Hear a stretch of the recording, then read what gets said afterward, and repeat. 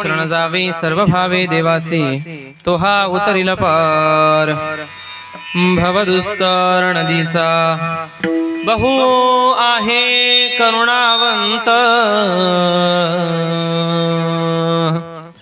अनंत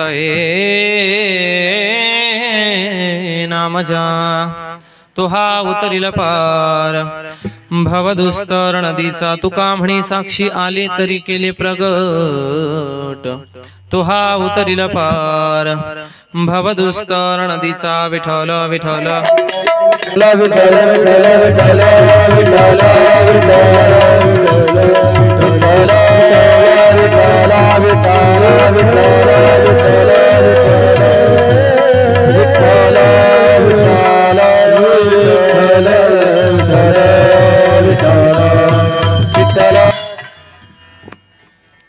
मनवणी शरण जावे सर्व भावे देवासी तो हा उतरिल पार भवदुस्तर नदीचा समचरण सरोजम सांद्रणीला बुदाभ जगननिहित पाणी मंडनम मंडनान तरुण तुलसीमाला कंदरम कंजनेत्रम सदैदवलहासं विठ्ठलं चिन्तयामि पांडुरंग तारू प्रथमनमन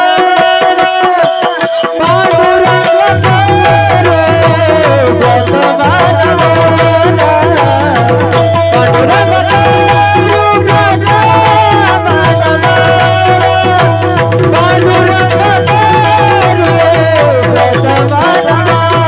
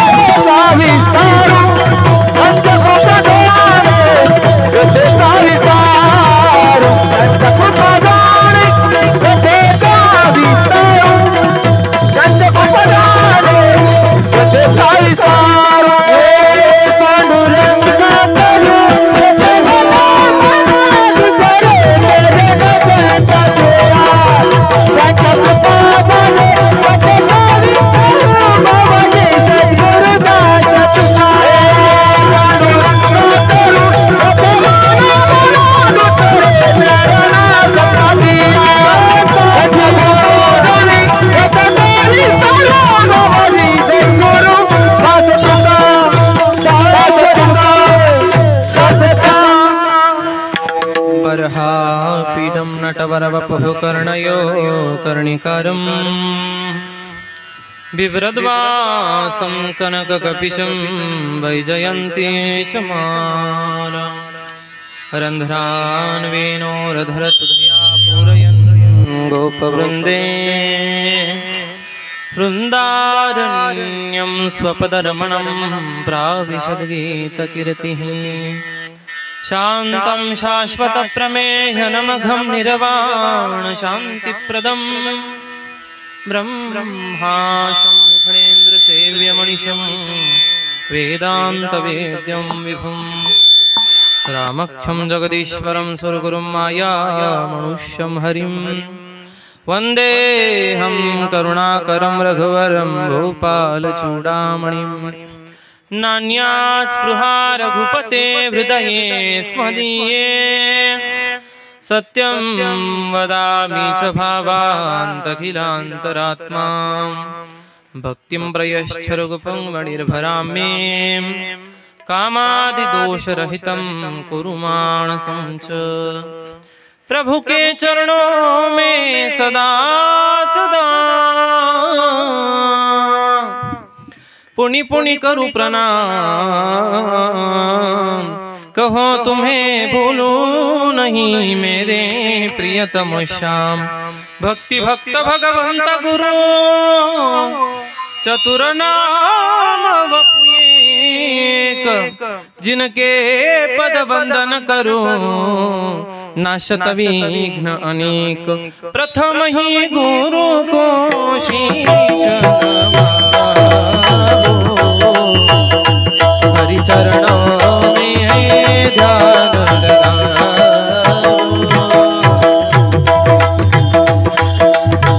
मंगल भवन मंगलवारी प्रभु सुदशरथ अजित बिहारी सिया राम मय समद जानी करब प्रणाम जोरी जुग पानी जय हनुमान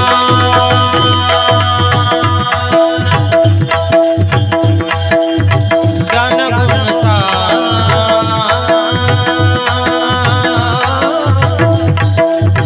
जय कपीसति हो लोक बुलागर जय जय जय हनुमान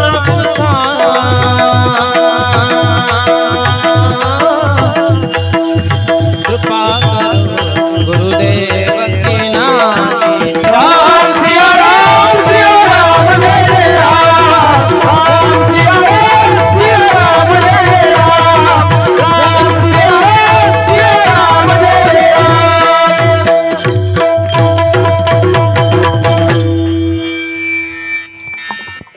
कलावत्न जीवोद्धरार्थावतारम् कलाङ्काङ्कतेजोऽधिकामोऽधिवक्त्रम् खलाणीशवादापणोदार्हदक्षम् समाधिस्तमूर्तिं भजे ज्ञानदेवम् आकारा जोडितो कथे काळी कारा जोडितो कथे काळी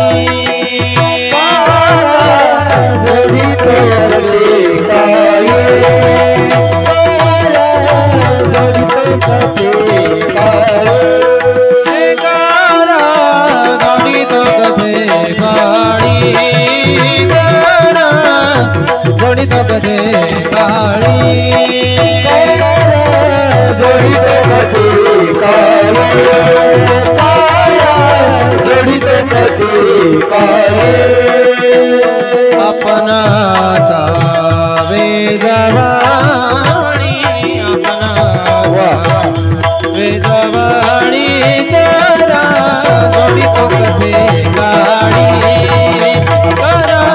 जोड़ी तो कथे काली अपना सावे जवानी अपना वे जवानी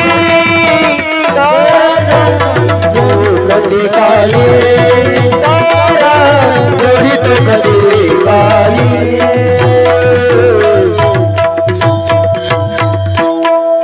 मनवणी मनवणी शरण जावे सर्व भावे देवासी तो हा उतरिल पार भवदुस्तर नदीचा अनंत कोटी ब्रह्मांड नायक असंख्य गुणलेले परमानंद कंद सिंधुमूर्ती भक्तवांछा भक्तवांछित कल्पतरू भक्तवत्सल भक्त शरणागत वत्सल अकारण करुणा वर्णालय भगवान श्री पंढरीश परमात्म्याचे एक निस्सीम आणि लढिवाळ भक्त वैराग्य राग रसिक कलिपावन अवतार जगद्गुरु तुकोबरा यांचा 4 चरणाचा सर्वांच्या परिचयाचा असलेला अभंग उपदेशपर प्रकरणातला असून या अभंगाच्या माध्यमातून जगद्गुरु तुकोबराया भगवत प्राप्तीचा सोपा उपाय सांगून शरणागतीचा उपदेश करतायत। विठ्ठल विठ्ठल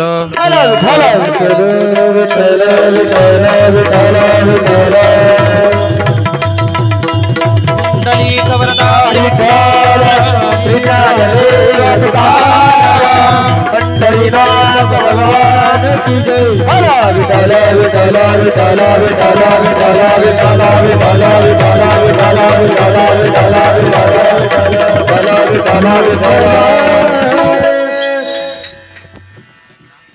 अभंग खूप गोड आहे महाराज, सर्वांच्या पाठातला परिचयाचा आहे, 4 चरणाचा अभंग आहे।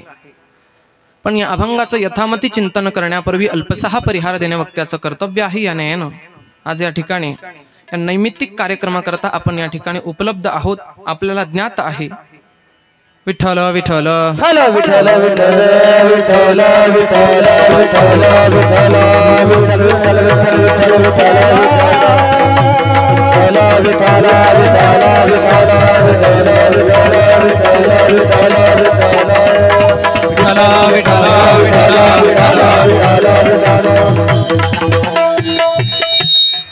किम निमित्तानं आपण या ठिकाणी उपस्थित आहात आपल्याला ज्ञात आहे। कैलासवासी गंगा भागीरथी शांताबाई विश्वनाथ पाटील उर्हे या माऊलीला आजींना आपल्यातून जाऊन आज 1 वर्ष पूर्ण होते आहे आणि तदनिमित्ताने या ठिकाणी आपण सर्व या उर्हे परिवारामध्ये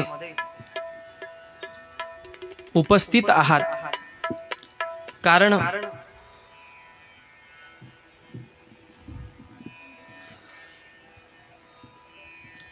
या परिवारामध्ये कुटुंबामध्ये अनेक लोक आहेत। श्री बाळासाहेब विश्वनाथ पाटील उर्हे त्यांचा मुलगा आहे, श्री रावसाहेब रामचंद्र पाटील देठे त्यांचे जावई, श्री आबासाहेब विश्वनाथ पाटील उर्हे त्यांचा मुलगा, श्री सोपान विश्वनाथ पाटील उर्हे मुलगा, श्री सोपान विश्वनाथ पाटील उर्हे मुलगा, सोपान मुरलीधर पाटील आढाव त्यांचा जावई, सौभाग्यवती मुक्ताबाई सोपान पाटील आढाव त्यांची मुलगी आणि त्यांचा आप्तेष्ट नातेवाईक परिवार। या परिवाराच्या माध्यमातून माझ्याकडे आज ही सेवा आलेली आहे। यथामती आपल्याला या अभंगाच्या माध्यमातून या मातोश्रीच्या चरणी आजच्या या कीर्तनरूपी काहीशा शब्दामधून आजींना आदरांजली द्यायची आहे। विठ्ठल विठ्ठल विठ्ठल विठ्ठल विठ्ठल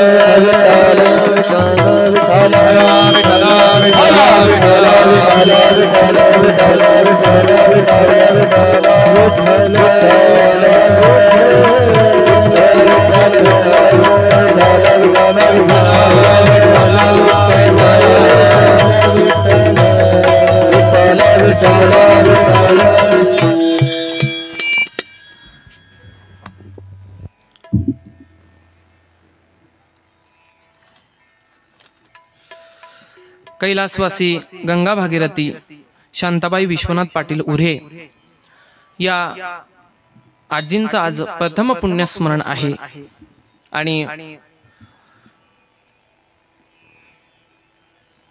त्या कुटुंबाने माझ्याकडे ही सेवा दिलेली आहे।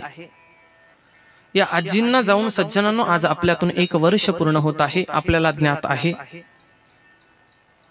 कारण त्यांच्या फोटोकडे पाहिलं जरी वय असेल तरी तुलसी श्री सखी शोभे पापहारणी पुण्यदे पवित्र तुळशीची माळ गळ्यामध्ये ललाटे केशवम विद्यात कंठे श्री पुरुषोत्तमम अशा पद्धतीने सुंदर असा तुलसीचा बुक्का त्यांच्या माथ्यावरती आपल्याला अजून दिसतोय। अतिशय वारकरी कुटुंबातलं हे घराणं आणि त्याच तोलामोलाने त्या आजींनी पुढच्या येणाऱ्या पिढीला सुद्धा तेच संस्कार दिले, म्हणून हा कार्यक्रम आहे. विठ्ठल विठ्ठल विठ्ठल विठ्ठल विठ्ठल विठ्ठल विठ्ठल विठ्ठल विठ्ठल. कारण आपला हा जो राहुरी तालुका हा जो परिसर आहे हा अतिशय संपन्न परिसर आहे. पण एखादा परिसर संपन्न किंवा विपन्न असो अक्षय महाराज, त्या परिसरामध्ये त्या कुटुंबामध्ये जी काही लोक असतात, काही घरं असतात, ती घराचं घरपण टिकून असतात. कुटुंबातला एखादा हुतकरू व्यक्ती गेला, एखादी खटपट करणारी व्यक्ती गेली, त्या व्यक्तीचा प्रत्यक्ष अप्रत्यक्ष त्या घरामध्ये त्यांचा काही विचार जरी नसेल, पण ती जर व्यक्ती घरातून गेली ना, तर ती व्यक्ती गेल्याच्या नंतर घरामध्ये फार मोठी पोकळ निर्माण होत असते. आणि त्याच पद्धतीने 1 वर्ष पूर्वी या मातोश्री आपल्यातून निघून गेल्या. अतिशय सोज्वळ स्वभाव आणि खूप मोठं कुटुंब आहे, मला मगाशी भाऊंनी सांगितलं. आणि अशा पद्धतीने आपण या आजींना या कीर्तनाच्या माध्यमातून आदरांजली देणार आहोत. पण मला एक सांगू वाटतं आपल्याला अशी विनंती आहे, पुरुष मंडळीने एका बाजूला बसलं आणि महिला मंडळीने एका बाजूने बसलं तर खूप चांगलं होईल. एवढीच विनंती माझी. पुरुष मंडळी तुम्ही सगळे उठा इकडून. महाराज, अभंग खूप गोड आहे, 4 चरणाचा आहे, तुकोबरायांच्या गाथ्यातील अभंग आहे, उपदेशपर प्रकरणातला अभंग आहे. कारण काही अभंग उपदेशपर आहेत, काही जनाला उपदेश करणारे अभंग आहेत, तर काही स्वतःच्या मनाला उपदेश करणारे अभंग आहेत. पैकी त्यातलाच हा एक जनाला उपदेश करणारा अभंग आज या नैमित्तिक श्राद्ध पुण्यस्मरण या कार्यक्रमाकरता निवडलेला आहे. उपदेशपर प्रकरणातला अभंग आहे. कारण उपदेशाच्या बाबतीत उपदेश कोणाला करावा, मारुती महाराज याचं सुद्धा स्वतंत्र चिंतन आहे. सर्पास दुग्धपान करू नये, ज्यांना आपला उपदेश पटत नाही ना, अशा लोकांना सांगून उपयोग नाही महाराज. मग काय करायचं, विनोद सांगत राहायचे, मग काय.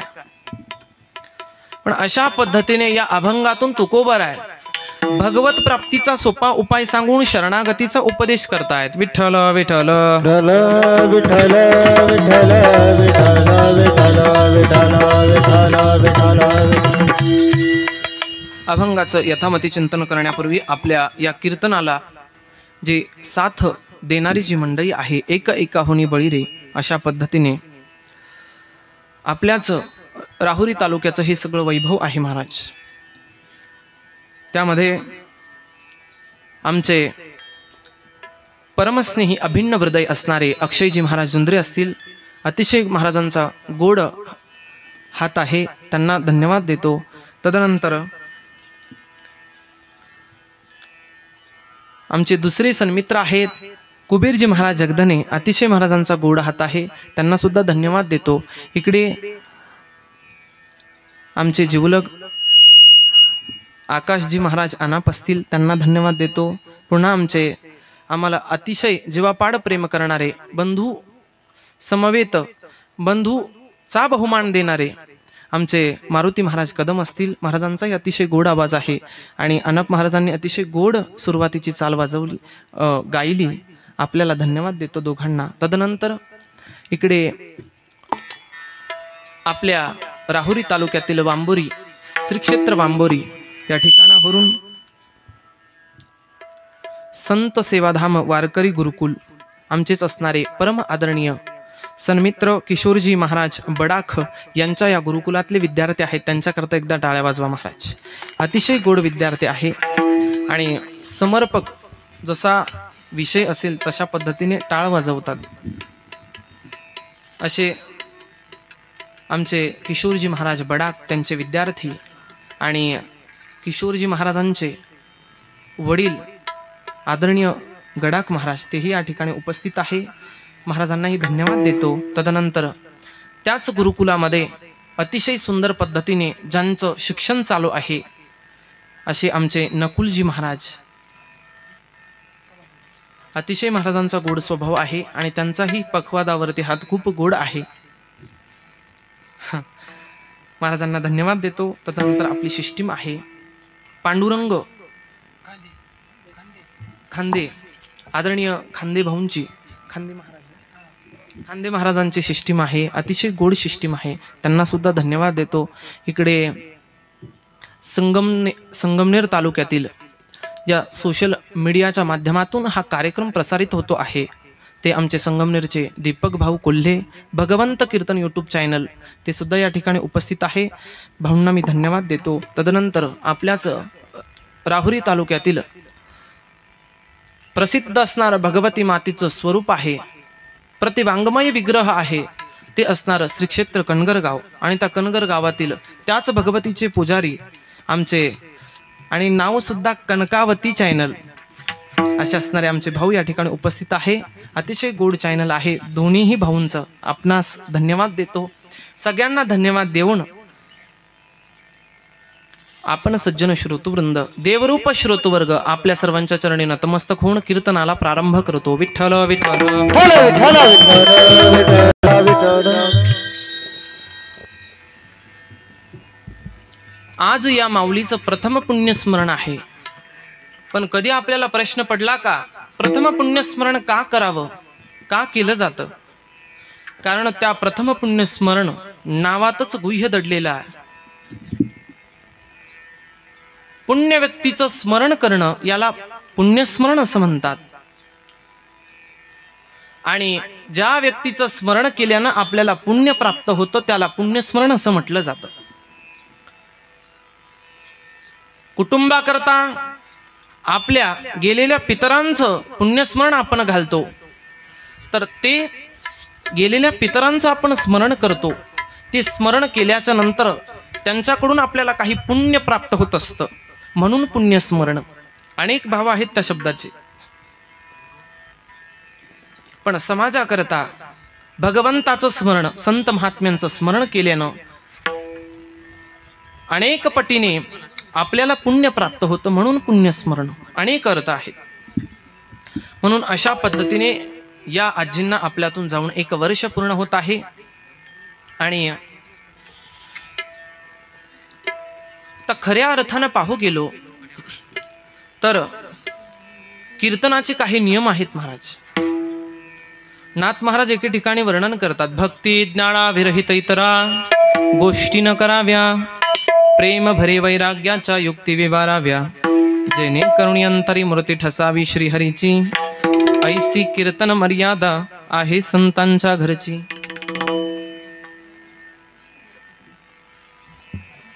भगवंताचं चरित्र, देव, देश, धर्म याच्या व्यतिरिक्त कीर्तनात काहीच नको आहे, अशी मर्यादा नाथ बाबांनी सांगून ठेवली.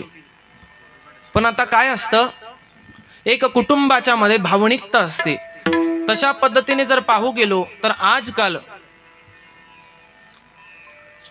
कीर्तनामध्ये आई वडिलांविषयी एक चर्चा सत्रच स्वतंत्र आरंभलेलं आहे. कारण त्याच्यामध्ये किती पोषक असावं बोलणं हे मात्र लोक विसरत चालले. जुने कीर्तनकार सांगायचे पूर्वीचे, कीर्तनामध्ये विनोद किती असावा, आपण जेवणामध्ये जेवढं मीठ घेतो तेवढा विनोद कीर्तनात असावा. पण हल्ली आता ती परिस्थिती बदलत चाललेली आहे. हा, मी म्हणत नाही, त्यांचं पुण्यस्मरण आहे, त्यांचा कृतज्ञता व्यक्त सोहळा आपण करतो. कारण कृतज्ञता, आई वडिलांच्या विषयी कृतज्ञता व्यक्त करण्याची संधी म्हणजे पुण्यस्मरण आहे. म्हणून काय मग आई वडिलांच्या विषयीच स्वतंत्र कीर्तनामध्ये त्यांचं चर्चासत्र आरंभायचं असं नसतं. एके ठिकाणी जर पाहू गेलो तर शास्त्रकारांनी आई वडिलांविषयी फार काही लिखाण करून ठेवलेलं आहे. प्रत्येकाला काय एकच आई आणि एकच बाप असतो असं नाहीये. शास्त्रकार वर्णन करतात, प्रत्येकाला 5 आया आणि 5 बाप उपकार करण्याकरता भगवंतानं नेमून दिलेली आहे. ती कोणती? जनिताच उपनिताच यस्तु विद्यां प्रयच्छति, अन्नदाता भयत्राता, पंचेते पितर स्मृताः, जन्माला घालणारा पहिला बाप आपला बाप आहे. उपनीताच, उपनेने संस्कार करणारा आपला दुसरा बाप आहे. यस्तु विद्यां प्रयच्छति, आपल्याला परमार्थाच्या गोष्टी शिकवणारा आपला तिसरा बाप आहे. अन्नदाता, चौथा बाप आहे आपला अन्नदान करणारा, ज्याच्यावरती आपला उदरनिर्वाह होतो.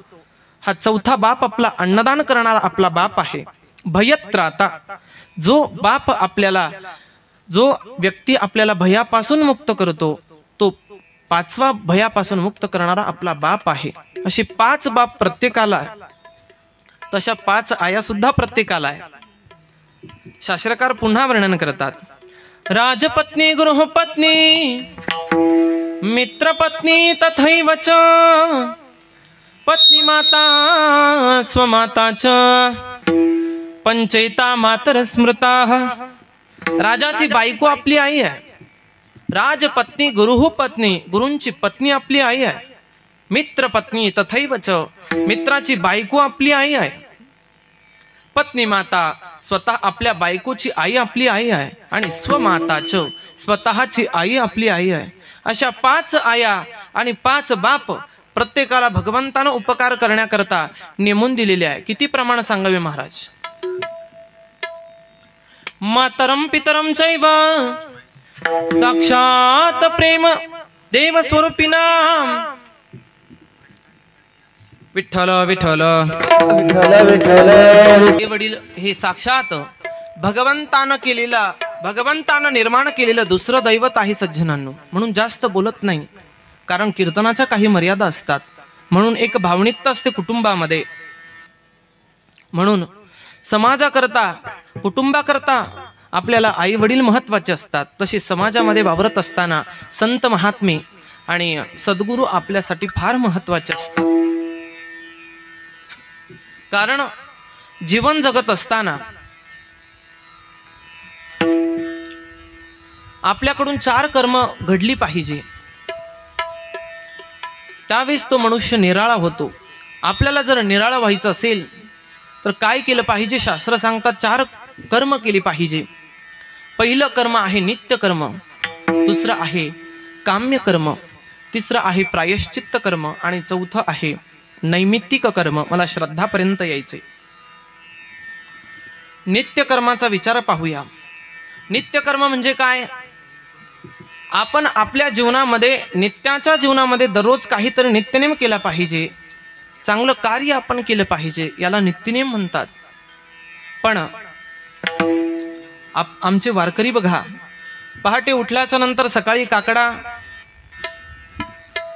भगवंताचं औक्षण, पुन्हा काही नित्यनेम असेल ते नित्यनेम, वाचन, सर्व काही नित्यनेम वारकरी करतात.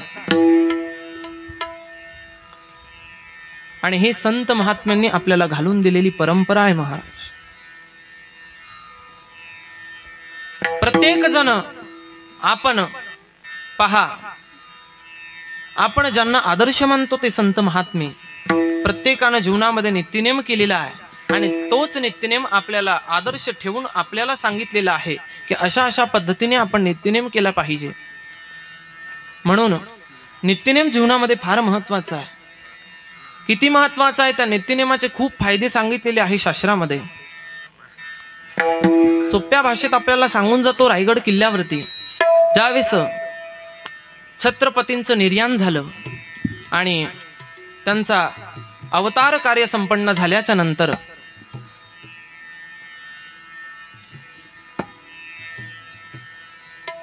त्यांच्या पत्नी होत्या, त्यांचं नाव पुतळाबाई. आणि त्या पुतळाबाई राणीसाहेब रायगडावरती थांबल्याच्या नंतर काही गार हवा लागायची. आणि गार हवा लागत असल्या कारणामुळे त्यांना दम लागायचा, त्रास होत असल्या कारणाने रायगड पासूनच काहीशा अंतरावरती पाचार नावाचं गाव आहे, त्या गावामध्ये त्या वास्तव्यासाठी असायच्या. आणि दररोज छत्रपतींच्या दर्शनाकरता रायगड किल्ल्यावरती येत असायच्या. कोण? पुतळाबाई, राणीसाहेब पुतळाबाई.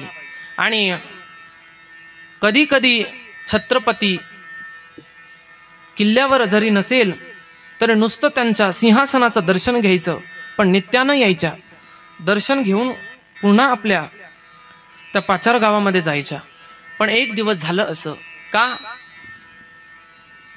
तर त्या आजारी असल्या कारणामुळे त्या गावामध्ये राहत असायच्या. पण नित्यानं त्यांचं छत्रपतींकडे येणं होतं, दर्शन होतं. एक दिवस झालं असं, छत्रपती निर्याण झाले ही बातमी पुतळाबाईंच्या, राणीसाहेबांच्या कानावरती पडली. आणि त्यांच्या कानावरती पडल्याच्या नंतर आता दररोज मेनामध्ये पालखीमध्ये बसून जाणाऱ्या पुतळाबाई, आता त्यांना असं वाटलं, आता आपण छत्रपतींपर्यंत कसं पोहोचायचं, हाच मोठा प्रश्न त्यांना निर्माण झाला. पालखीत तर बसता येणार नाही, आता ती शोभा देणार नाही. पालखीत बसून आहे त्याच अवस्थेत पटपट पटपट चालायला लागल्या. आणि चालत असताना खूप कालावधी लोटत होता, इकडे सूर्य अस्त होत होता. आणि कुणीतरी त्यांना सांगितलं की थांबा, छत्रपतींची संध्याची वेळ होत आलेली आहे आणि सूर्य अस्ताला जात आहे. आणि असा नियम आहे धर्मशास्त्राचा की सूर्य अस्त होत असताना, राजा हे देवाचं स्वरूप आहे आणि त्या राजाला अग्निडाव दिला जात नाही. त्या राजाला, अर्थात कुठलाही राजा असो, त्याला अग्निदहन, त्याचा संस्कार सूर्य अस्त होण्याच्या कालावधीमध्ये केला जात नाही. म्हणून सांगितलं पुतळाबाईला की सूर्य अस्त होतोय, वरती चंदनाच्या लाकडांमध्ये महाराजांचा देह ठेवलेला आहे. आणि इकडे पुतळाबाई मेनात बसलेल्या नाही, धापा टाकत टाकत टाकत टाकत पावलं न पावलं चालले आहेत. आणि जात असताना त्यांना तो गृहस्थ म्हटला. आणि म्हटल्याच्या नंतर पुतळाबाईंचं वाक्य ऐका सज्जनांनो, त्यांनी सांगितलं, सूर्य अस्त नंतर कुठल्याच राजाचं अग्निदाह संस्कार होत नाही, पण तो सूर्यच अस्त झाला नाही तर मग काय. महाराज त्याच ठिकाणी त्या पुतळाबाईंनी त्या सूर्याला आवाहन केलं की जोपर्यंत तुला माझं दर्शन होत नाही, जोपर्यंत मी छत्रपतीचा अग्निदाह संस्कार करून येत नाही, तोपर्यंत अस्ताला जायचं नाही. विठ्ठल विठ्ठल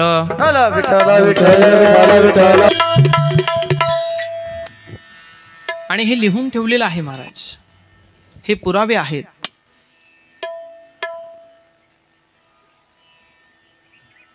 ज्या वेळेस त्या असणाऱ्या छत्रपतींच्या पत्नी पुतळाबाई त्या ठिकाणी रायगडावरती गेल्या, छत्रपतींचा अग्निदाह संस्कार पूर्ण पार पडला. आणि त्याच ठिकाणी सांगितलेल्या सूर्याला सांगितलं होतं अजिबात अस्त व्हायचं नाही, मावळायचं नाही.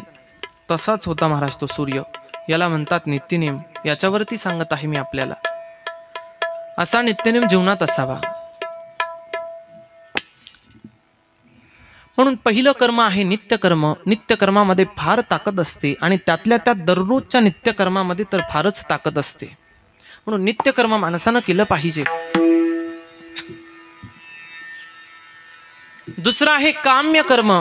कामणेनं काहीतरी भगवंताला आवाहन करायचं. पुत्र मिळत नाही, पुत्र कामिष्ट यज्ञ, पुत्र कामिष्ट यज्ञ करा, पुत्राची प्राप्ती. पर्जन्य पडत नाही, इंद्रयाग यज्ञ, पर्जन्याची प्राप्ती. म्हणजे कुठली तरी कामना धरून भगवंताला केलेलं आवाहन म्हणजे काम्य कर्म. तिसरं कर्म सांगितलेलं आहे प्रायश्चित्त कर्म. प्रायश्चित्त कर्म म्हणजे काय,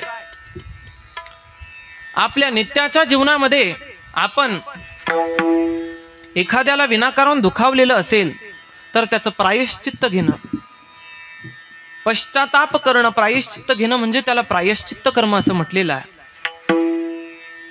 याज्ञवल्क्य नावाचे ऋषी आहे आणि त्यांनी याज्ञवल्क्य स्मृती ग्रंथामध्ये या प्रायश्चित्त कर्माचे 2 अध्याय खर्च केलेले आहेत.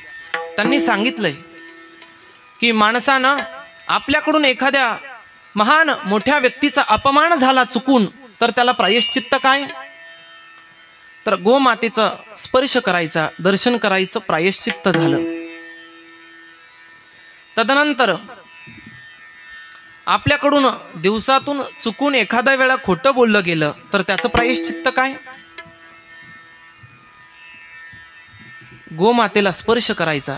गायीला स्पर्श करायचा आणि मोठ्या व्यक्तीचा जर अपमान आपल्याकडून झालेला असेल तर त्यांना तुळशीला स्पर्श करायचं. दोन्हीही गायीला आणि तुळशीला स्पर्श केल्यानंतर त्यांचं प्रायश्चित्त झालं. विठ्ठल विठ्ठल म्हणून हे प्रायश्चित्त कर्म आहे. तिसरं कर्म आहे नैमित्तिक कर्म, की ते आजच्या दिवसाचं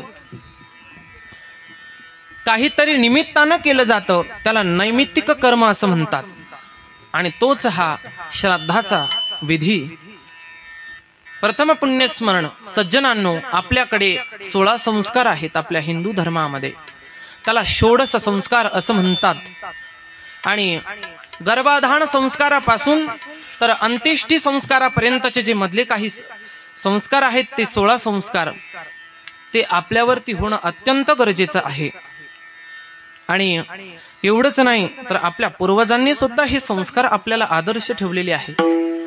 पैकी एका संस्काराचं चिंतन करू गेलो तर जात कर्म संस्कार म्हणजे नामकरण विधी. त्या संस्काराचं वर्णन श्रीमद भागवत महापुराणामध्ये अतिशय गोड पद्धतीने आलेलं आहे. आणि ते कुणाचं तर साक्षात भगवान श्रीकृष्ण परमात्मा ज्यावेळेस जन्माला आले आणि जन्माला आल्याच्या नंतर भगवान श्रीकृष्ण परमात्म्याच्या आत्याने सुनंदा आत्याने ज्यावेळेस भगवान श्रीकृष्ण परमात्म्याचं मुखकमल पाहिलं एवढा आनंद झाला. नंद बाबाला सांगितलं.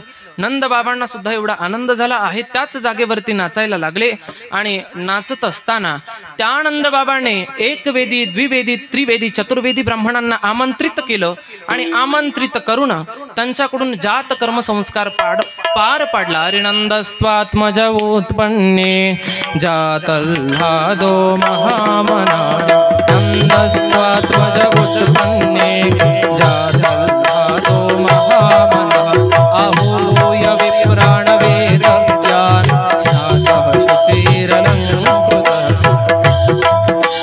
वाचयित्वा स्वस्तयनं जातकर्मात्मजस्य वै.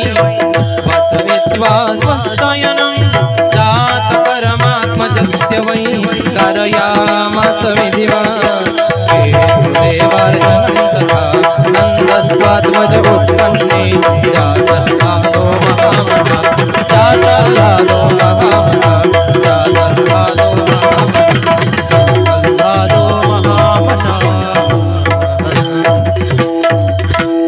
एक वेदी, द्विवेदी, त्रिवेदी, चतुर्वेदी ब्राह्मण बोलावले आणि स्वस्ती वाचन केलं. स्वस्ती न इंद्रो वृद्धश्रवाः. स्वस्ती न पूखा विश्ववेदाः. स्वस्ती नस्ताक्षो अरिष्टनेमि. स्वस्ती नस्ताक्षो अरिष्टनेमि. स्वस्ती नो बृहस्पतिर्दधातु. वाचयित्वा स्वस्तयनं जातकर्मात्मजस्य वै. कारयामास विधिवत् पितृदेवार्चनं तथा. सुंदर अशा पद्धतीने भगवान श्रीकृष्ण परमात्म्याचा जातकर्म संस्कार पार पाडला. असं श्रीमद भागवताच्या दशम स्कंधामध्ये काही श्लोक आलेले आहेत. त्याला नंदस्तुती असं म्हटलं जातं. आणि त्या 18 श्लोकांमध्ये नंदस्तुती सांगितलेली आहे. ते 18 श्लोक म्हणजे सामान्य नाही महाराज. ते 18 श्लोक म्हणजे 18 पुराण आहे. तेच 18 श्लोक म्हणजे गीतेचे 18 अध्याय आहेत.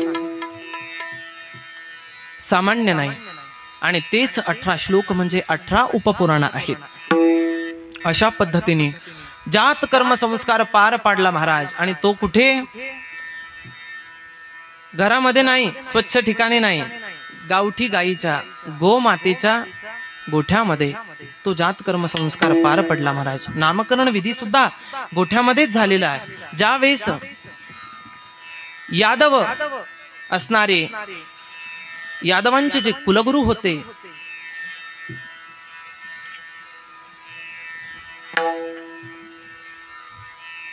त्या यादवांच्या कुलगुरूंनी भगवान श्रीकृष्ण परमात्म्याचे ही सगळी 16च्या 16 संस्कार त्या ठिकाणी विधिवत पूर्ण केलेले आहेत.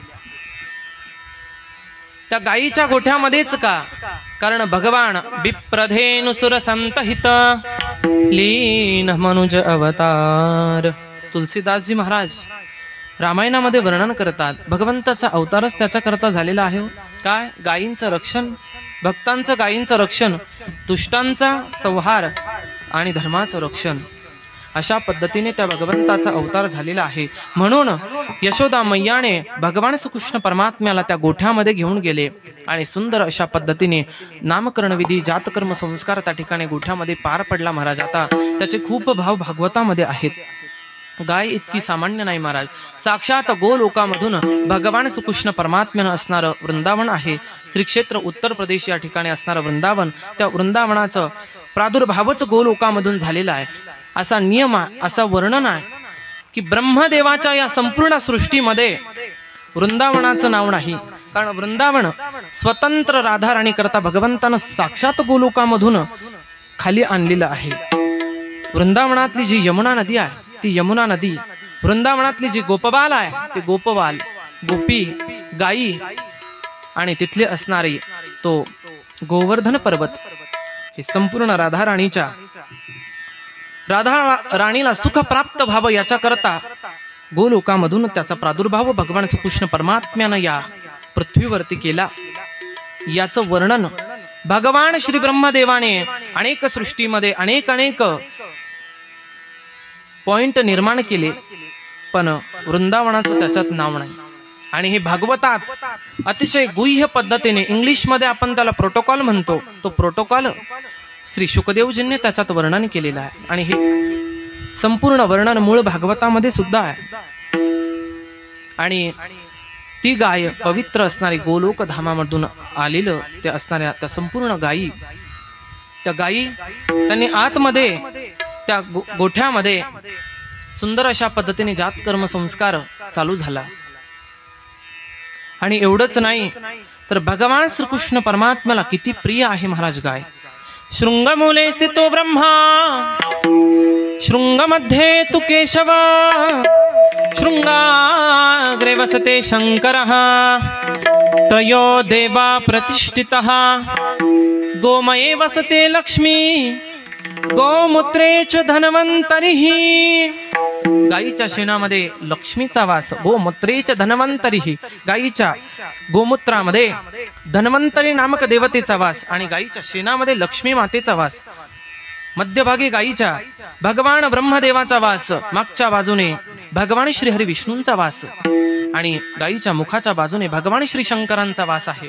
अशी असणारी पवित्र गाय भगवंताला अतिशय प्रिय आहे. आणि त्या असणाऱ्या गोठ्यामध्ये अतिशय सुंदर अशा पद्धतीने काहीशे संस्कार त्या ठिकाणी श्रीकृष्ण परमात्म्याचे पार पडलेले आहे. का सांगतो मी तुम्हाला, हा जो जातकर्म संस्कार आहे, हे जे 16 संस्कार आहेत संस्कृतातले, हे फार महत्वाचे आहे. आणि आज ते लुप्त होत चाललेत महाराज. कोणी लक्ष देत नाही या 16 संस्कारांच्याकडे. आणि म्हणून हे झाले पाहिजे. आणि याचे पुरावे आपल्याला अजूनही सापडतात की कशा पद्धतीने हे 16 संस्कार कशा पद्धतीने केले जातात, त्याचं संपूर्ण विवेचन आपल्या पुराणांमध्ये आहे. पण सज्जनांनो, अभंगाच्याकडे आपण काहीच चिंतन पाहूया. जो अभंग आपण जगद्गुरु तुकोबरायांचा घेतलेला आहे, त्यांचा अधिकार सामान्य नाही. वैराग्य राग रसिक कली पावन अवतार असणारे जगद्गुरु तुकोबराय, त्यांचा अधिकार अनेक ठिकाणी सापडतो. आणि माझ्या पद्धतीने मी एक अधिकार पाहिला की कशा पद्धतीने आपल्या सनातन हिंदू धर्मामध्ये सज्जनांनो अनेक पुराण आहे.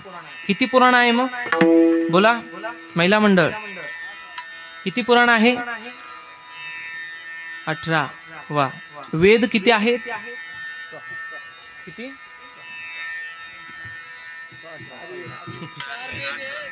वा. 4 वेद, 18 पुराणे. मग 18 पुराण आहेत, मग मला नावं सांगा बरं त्याची. सांगा. सोप्या पद्धतीने आपल्याला सांगून टाकतो. एका श्लोकामध्ये देवी भागवताच्या प्रथम स्कंदातल्या 2ऱ्या अध्यायामध्ये 2ऱ्याच क्रमांकाचा श्लोक आहे. तर किती पुराण आहे त्याचं वर्णन सांगितलंय. मद्वयम भद्वयम चैव व्रत्रयम चतुष्टयम अनापलिंग कुस्कानी पुराणानी पृथक पृथक. झाली 18 पुराण. विठ्ठल विठ्ठल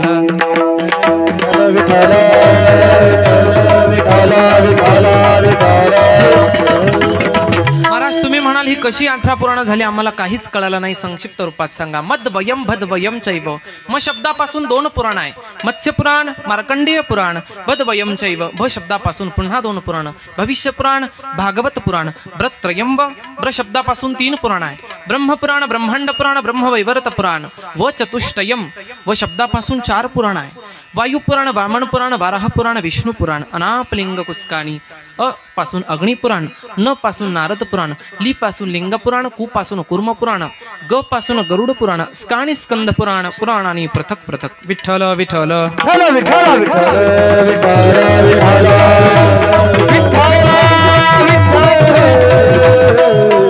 अशा पद्धतीने 18 पुराणांचं वर्णन देवी भागवताच्या त्या प्रथम स्कंदात आलेलं आहे.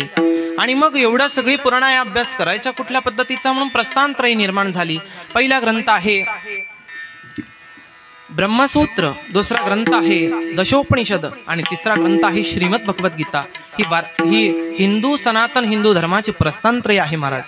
ही झाली हिंदू धर्माची प्रस्थानत्रयी. पण आपल्या वारकरी संप्रदायामध्ये सुद्धा प्रस्थानत्रयी आहे. त्याच्यामध्ये प्रमुख 3 ग्रंथ आहे. पहिला ग्रंथ आहे वारकरी संप्रदायाच्या प्रस्थानत्रयीचा ज्ञानोबरायांची ज्ञानेश्वरी. दुसरा ग्रंथ आहे एकनाथ महाराजांचं एकनाथी भागवत आणि तिसरा ग्रंथ आहे तुकोबरायांचा गाथा. इथे अधिकार आहे. विठ्ठल विठ्ठल विठ्ठल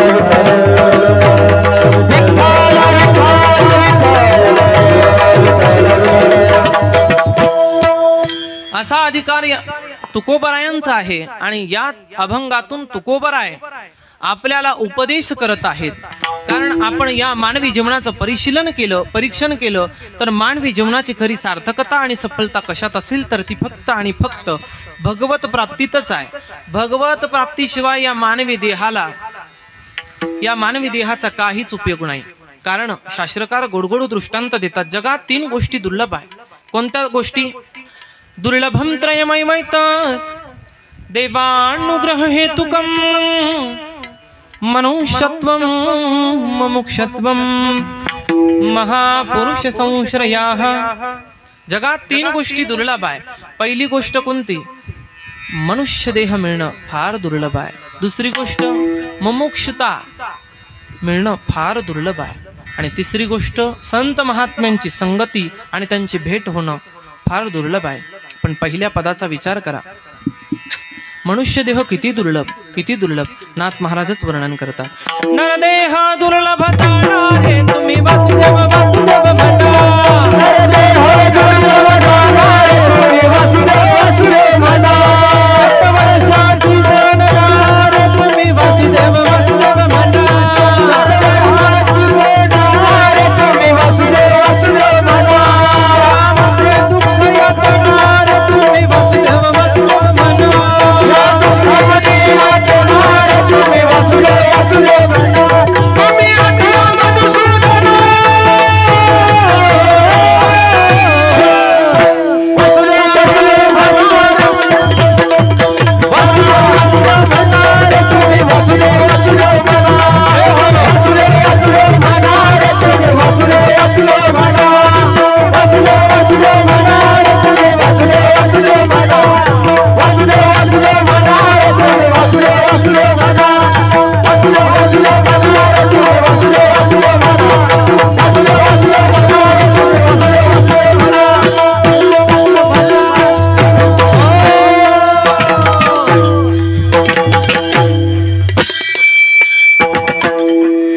किती दुर्लभ, किती दुर्लभ. नरदेह दुर्लभ जाना शतवर्षाची गणना. त्यामध्ये दुःख यातना. टांग वासुदेव वासुदेव म्हणा. तुम्ही आठवा मधुसूदना. मला लागते हा. एक वेळचं पाणी गुण नसेल तरी चालतं पण थाप लागते. विठ्ठल विठ्ठल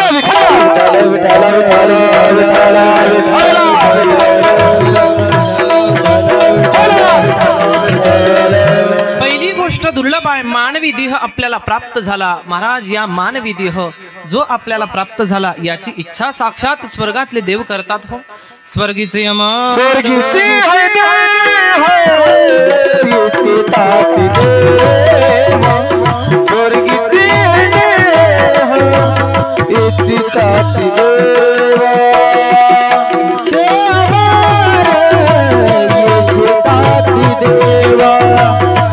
स्वर्गीचे अमर इच्छिताती देवा मृत्यू लोकी व्हावा जन्मावा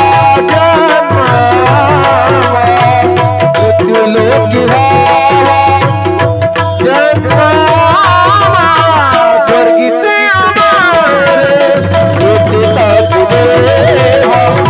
लोकी व्हावा जन्मावा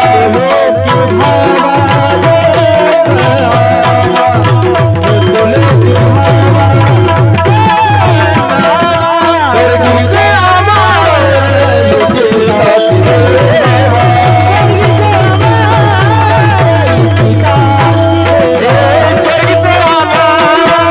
इच्छिताती देवा स्वर्गीचे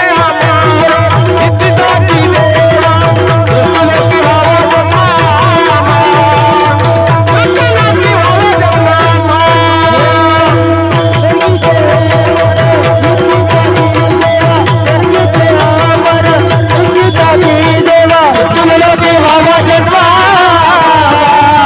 मृत्यू लोकी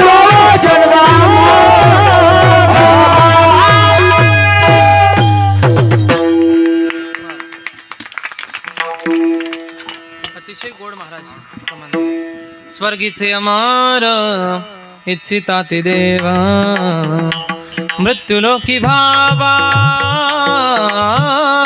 जन्म आम्हा मृत्युलोकी भावा मृत्युलोकी भावा मृत्युलोकी भावा जन्म आम्हा. या देहाची इच्छा देव करतात का हो, पण या मृत्यूलोकामध्ये जे हा जो मनुष्य लोक आहे, या मृत्यूलोकामध्ये आपण या मृत्यूलोकात जन्माला येतो. या मृत्यूलोकातल्या देहाची इच्छा देव करतात, पण का हो, कधी आपल्याला प्रश्न पडला की या मृत्यूलोकाला मृत्यूलोकच नाव का प्राप्त झालं असावं? या मृत्यूलोकाचं नाव अगोदर मनुष्यलोक होतं सज्जनांनो सुरुवातीला, तदनंतर याचं मृत्यूलोक नाव पडलेलं आहे. मार्कंडेय पुराणामध्ये याचं संक्षिप्त रूपानं वर्णन आहे. ज्या वेळेस या लोकाला नाव होतं मनुष्यलोक, या मनुष्यलोकामध्ये एक सुद्धा मनुष्य मरत नसा, एक सुद्धा मनुष्य मरत नसायचा. पण झालं असं, मृत्यूची देवता रडत रडत भगवान श्री ब्रह्मदेवाच्या कडे गेली आणि भगवान ब्रह्मदेवाच्या कडे गेल्याच्या नंतर भगवान ब्रह्मदेवाला आपली व्यथा प्रकट केली की भगवान ब्रह्मदेव, तुम्ही जी सृष्टी निर्माण केली त्या सृष्टीमध्ये माझा कोणीच स्वीकार करत नाही, मग माझा कोणीतरी स्वीकार केला पाहिजे अशी माझी विनंती आहे. भगवान ब्रह्मदेव म्हटले काळजी करू नको. मग ती असणारी क्रंदन करत असणारी रडत असणारी ती मृत्यूची देवता तिचे आसू आपल्या ओंजळीमध्ये धारण केले भगवान ब्रह्मदेवाने आणि जसे पृथ्वी लोकावरती शिंपडले त्याच क्षणी मृत्यूच्या देवतेला वरदान दिलं की हे मृत्यू देवता, जा मी तुला वरदान देतो, आजपासून या पृथ्वी लोकावरती या मनुष्य लोकावरती जो जो जीव जन्माला येईल त्याला प्रत्येकाला तुझा स्वीकारच करावा लागेल, हे माझं तुला वरदान आहे. विठ्ठल विठ्ठल विठ्ठल विठ्ठल विठ्ठल विठ्ठल विठ्ठल. अशा पद्धतीने मृत्यू देवतेला वरदान दिलेले आहे महाराज. आणि म्हणून या मृत्यू लोकामध्ये हा मनुष्य देह हा प्रसिद्ध प्रमाण आहे तुकोबारायांचं, आपल्याला हा देह मिळालाय. पावलो हा देह कागटाळी न्यायी घडो हे उपाय घडो आले. प्रसिद्ध प्रमाण आहे तुकोबारायांचं. आतापर्यंतचे जेवढे उपाय घडणारे नव्हते ते सगळे एकत्रित आले आणि आपल्याला हा देह मिळाला, आपल्या भाग्यानं मिळाला. पण महाराज आता चिंता न करता जागा सोडतो. काहींना हा देह मिळाला पण काहींना कळाला नाही, काहींना कळाला पण काहींना मिळाला नाही, काहींना कळालाही नाही आणि काहींना मिळाला पण नाही. पण ज्यांना कळाला आणि ज्यांना मिळाला त्यांचा वर्ग म्हणजे संतांचा वर्ग आहे. विठ्ठल विठ्ठल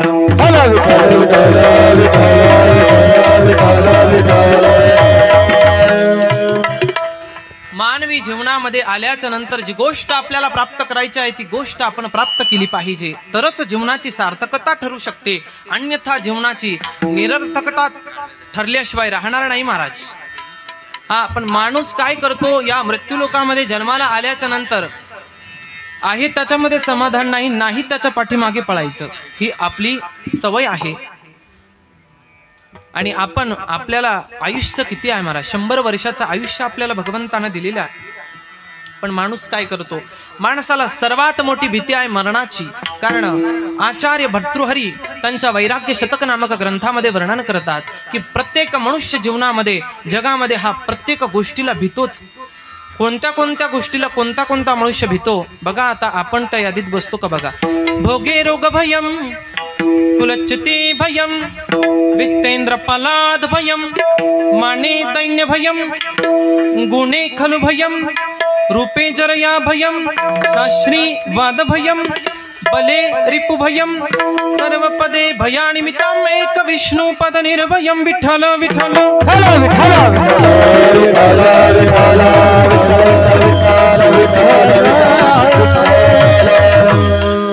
जिथं भोग आहे भोगे रोग भयम, जिथं भोग आहे तिथं रोगाची भीती आहे. कुलच्छती भयम, जिथं कुलवाण माणसं आहे त्या कुलवाण माणसाला कुल संपण्याची भीती आहे. बले रिपु भयम, जो बलवान व्यक्ती आहे त्याला त्याच्याही पेक्षा अधिक मोठ्या बलवानाची भीती आहे. शास्त्री वाद भयम, जिथं शास्त्र आहे तिथे वादाची भीती आहे. मारुती महाराज अनेक लोक भेटतात आणि कुठले ना कुठले प्रश्न विचारतात महाराज, पण खऱ्या अर्थानं त्यांना बुद्धिवादी लोक म्हटलं जातं. हा शास्त्रावरती प्रश्न करतात पण त्यांना कळत नाही. आणि खरा विद्वान माणसाचं लक्षण असं आहे की तो खरा परमार्थ करणारा माणूस कशाच पद्धतीचे असे कुठलेच प्रश्न विचारत नाही महाराज. हा एकानं मला विचारलं, महाराज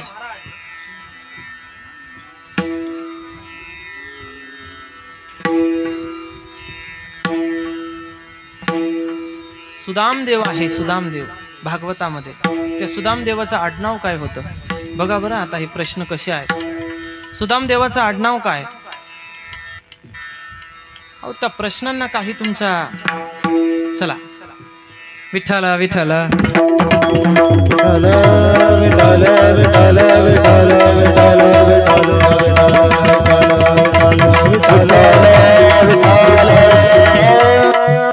काही शेंडाही नाही आणि बुडुकही नाही असे प्रश्न आहे. पण शास्त्री वाद भयम, पुढची भीती सांगतात भर्तृहरी. रूपे जरया भयम, जिथं सुंदर रूप आहे, सुंदर युवती असेल, सुंदर पुरुष असेल, कितीही सुंदर असला तरी शेवटी रूपे जरया भयम. संस्कृतामध्ये म्हातारपण या शब्दाला जरया शब्द आहे. म्हातारपणाची भीती रूपवान व्यक्तीला आहे. आणि शेवटची भीती सांगतात जिथं गुणवान आहे महाराज. एक भीती राहिली, जिथे गुणवान आहे तिथे त्या गुणवानाला खलवानाची भीती आहे. म्हणून मारुती महाराज एवढं सावध राहायचं की कोणाच्या हातचं पाणी सुद्धा गुणीजनांनी प्यायचं नाही. विठ्ठल विठ्ठल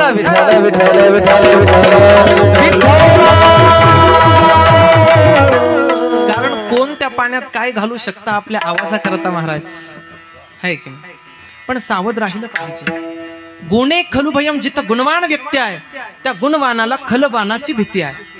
आणि शेवटची भीती सांगतात काया कृतांताद भयम, जिथं हा नरदेह आहे, जिथे शरीर आहे या शरीराला यमराजाची भीती आहे. म्हणून प्रत्येक माणूस कशा गोष्टीला भीतोच. असा कुठलाच व्यक्ती नसेल का तो कशालाच भीत नाही. मला दाखवून द्या. म्हणून भर्तृहरींनी ही भीतीची यादीच दिलेली आहे वैराग्य शतकामध्ये. आणि त्याच्याही वरचं सर्वात मोठं पद आहे सर्व पदे भयानिमित्तम एक विष्णू पद निर्भयम. एक पद आहे त्याला निर्भय पद म्हटलेलं आहे आणि ते पद म्हणजे भगवान श्री हरी विष्णूंचं पद आहे. या पदाला भीती नाही. बाकीची सगळी जी पदं आहेत त्या प्रत्येक पदाच्या पाठीमागे कुठे ना कुठे भीती आहे. विठ्ठल विठ्ठल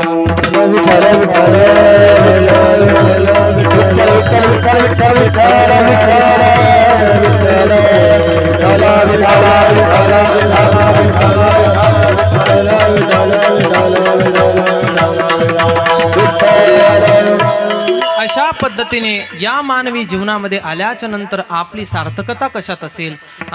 आपली सार्थकता साफल्यता कशात असेल तर ती भगवत प्राप्तीत आहे. गोड गोड दृष्टांत शास्त्रकारांनी दिलेले आहे. का भगवत प्राप्ती करून घ्यावी, कशा करता भगवत प्राप्ती महाराज तुम्ही सांगताय, त्याची गोड कारण सांगितले. पहिलं साधन सांगितलं साधन द्वारवत्वात, दुसरं साधन आहे साधन विधिवत्वात, तिसरं कारण आहे साधन दुर्लभत्वात, चौथं कारण आहे साधन सार्थकत्वात.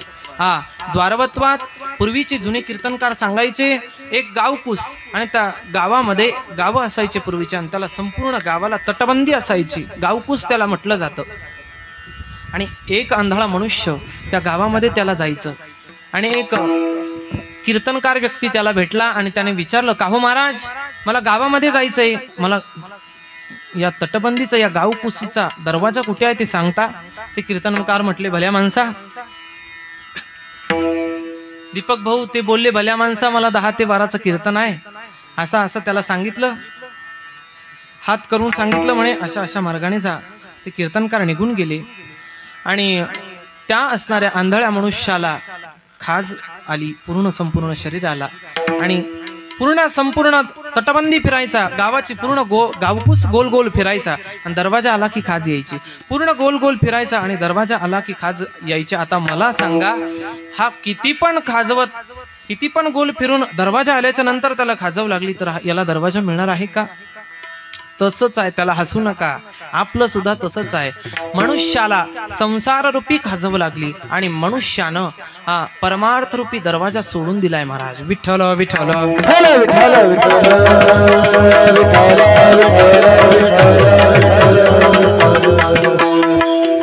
आणि म्हणून त्या ठिकाणी साधन द्वारवत्वात आपल्याला एखाद्या मंदिरामध्ये दर्शना करण्याकरता जायचं असेल दर्शनाला, तर त्या मंदिरामध्ये सांगा बरं आपण कशाने जाऊ? दरवाजानेच जाऊ ना, भिंतीवरतून नाही जाणार. कारण काही लोक आपल्याला नावं ठेवतील, चोर येत म्हणतील. आपण दरवाजानेच जाऊ. जसं भगवान परमात्म्याच्या दर्शनाकरता आपल्याला द्वारानेच जावं लागणार आहे, तसंच भगवत प्राप्तिरूपी द्वारानेच आपल्याला भगवंताच्या कडे जावं लागणार आहे. विठ्ठल विठ्ठल. साधन द्वारवत्वात. आता दुसरं साधन सांगितलं साधन विधिवत्वात. इथला विधीच आहे महाराज. काय विधी आहे? तुका म्हणे येथे भजन प्रमाण,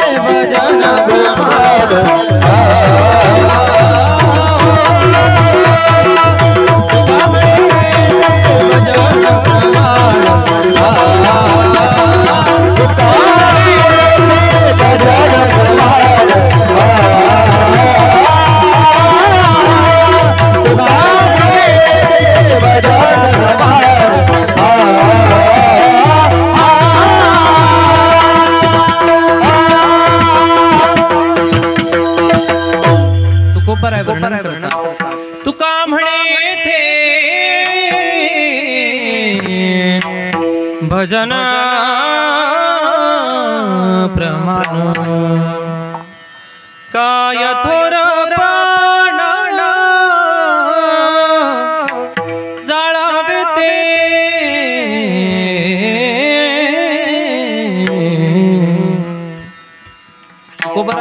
वर्णन करतात. इथे आल्याच्या नंतर जे इथला विधी आहे तो भजन आहे. कारण आपल्याला भगवंतानं जी इंद्रिय दिली आहे दिली इंद्रिय हातपाय कान डोळे मुख बोलाया वचन, जेणे तू जोडसी नारायण नासे जीवपण भवरोग. डोळे तुम्ही घ्या रे सुख, पहा विठोबाचे मुख. आणि मुखानं काय करायचं? विठ्ठल विठ्ठल मना वेळोवेळा, हा सुख सोहळा स्वर्गी नाही. भगवंतानं आपल्याला जी इंद्रिय दिलेली आहे, जी आपल्या शरीरामध्ये इंद्रिय पाठव्य शक्ती दिलेली आहे, ती संपूर्ण भगवत कार्याकरताच समर्पित करण्याकरता ती दिलेली आहे, अन्यथा दुसऱ्या गोष्टी करता दिलेली नाही. विठ्ठल विठ्ठल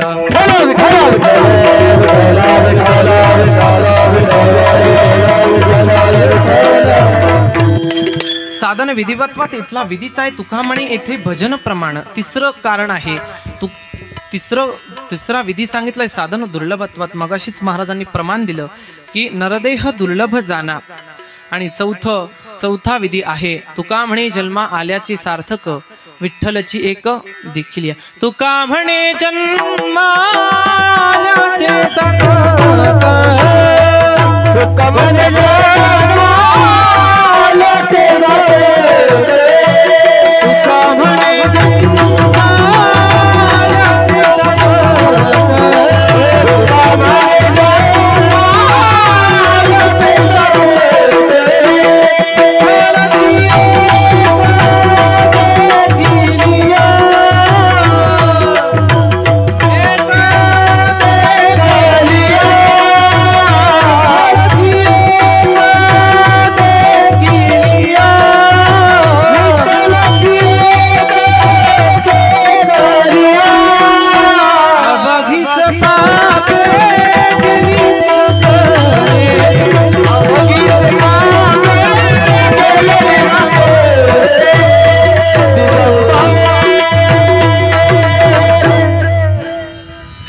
महाराज वर्णन करतात.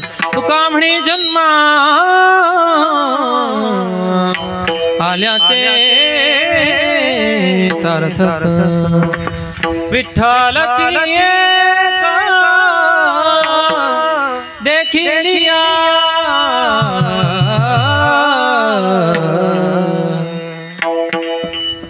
म्हणून साधन द्वारवत्वात, साधन विधिवत्वात, साधन सार्थकत्वात, साधन दुर्लभत्वात आणि साधन सार्थकत्वात. म्हणून मानवी जीवनामध्ये आल्याच्या नंतर जीवनाची जर सार्थकता करून घ्यायची असेल तर कोणाला शरण जावं? अभंगाच्या पहिल्या चरण. मनवून शरण जावे, मनवून शरण जावे, मनवून शरण जावे,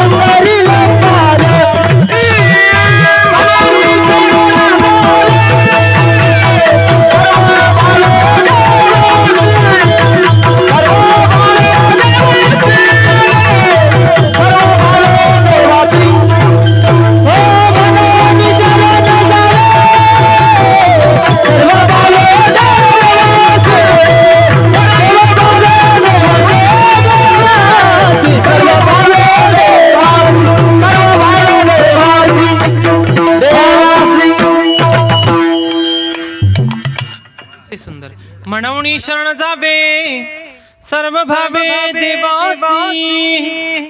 भगवंताला शरण जायचं, पण का म्हणून जायचं, का जायचं, भगवंताला शरण काय जायचं, कुणाला जायचं, एकालाच जायचं, सर्व भावे देवासी, सर्व भावानं त्या भगवान परमात्म्याला शरण जायचं।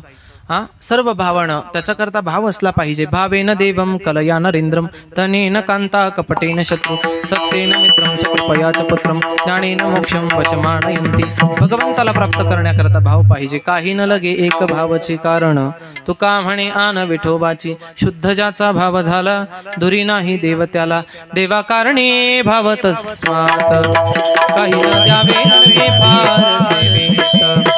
धारे कथा तरी एवढ्यासाठी नका करू मता हातदा। देवा कारणे भव देवा कारणे भव का म्हणे भावे देवा सत्ता राबवावे। भावे विन देव न कळी निसंदेह। अनेक 36 प्रमाण आहेत भावावरती, अनेक प्रमाण आहे। भगवंताला प्राप्त करण्याकरता भाव पाहिजे, भाव। आणि त्या सर्व भावानं भगवंताला शरण जावं। शरण गेल्याच्या नंतर तो भगवान परमात्मा आपलं संपूर्ण आपल्या जीवनामध्ये आपल्याला सुख पाहिजे असतं। मानवी जीवन हे सुखाच्या लालसेनं भटकणारं जीवन आहे। म्हणून प्रत्येक जण आपण ऐकत असता, पाहत असता, जो देखे सो दुखिया बाबा सुखिया कोई नहीं रे। राजा दुखिया प्रजा दुखिया दुखिया घन बैरागी रे। जो देखे सो दुखिया बाबा दुखिया कोई नहीं रे।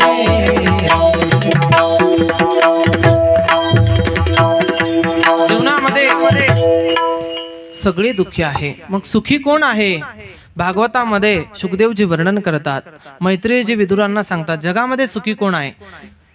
न चेंद्रस्य सुखम किंचिन न चेंद्रस्य सुखम किंचिन न चेंद्रस्य सुखम किंचिन न चेंद्रस्य सुखम किंचिन न सुखम चक्रवर्ती न सुखम चक्रवर्ती सुखाति विरता